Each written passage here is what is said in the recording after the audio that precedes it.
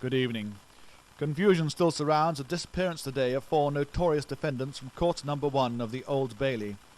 The so-called Whitehall Four, Lord Chamberlain Geoffrey Drammeley, Westminster Councillor Alice Blushington, Financier Bob Goldberry and Captain Arthur Fitzbattleaxe of the Lifeguards, were in court for the 32nd day of their major corruption trial when they fled, taking with them their chief counsel, QC Diana Bailey Barr, under circumstances still unclear.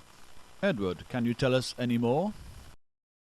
This trial, which it is alleged exposes a network of well-coordinated fraud amongst the highest of the land, is already notorious, and was from the day the prosecution began 8 months ago.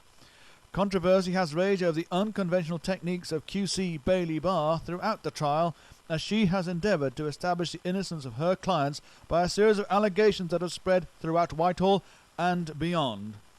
The circumstances of the disappearance are still unclear, and witness reports are contradictory.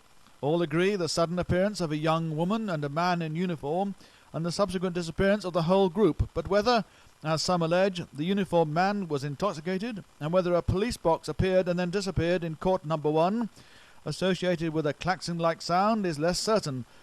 A number of Fitzbattleaxe's fellow soldiers have also not been seen since the event. The Prime Minister has denounced the affair as a publicity stunt. I don't believe the BBC are being completely open with us on this subject. I look for more support from the Director General here and a move away from such blatant self-publicity and flouting of public opinion.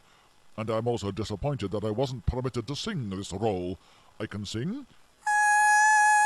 Excellent singing there. I'm quite disappointed in this lack of faith in the ability of this government. A surprise revelation from Gordon Brown there.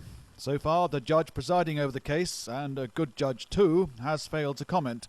For now, back to the studio. Thank you, Edward. In other news today, 4 major banks are defending their 3rd round of substantial bonuses this year.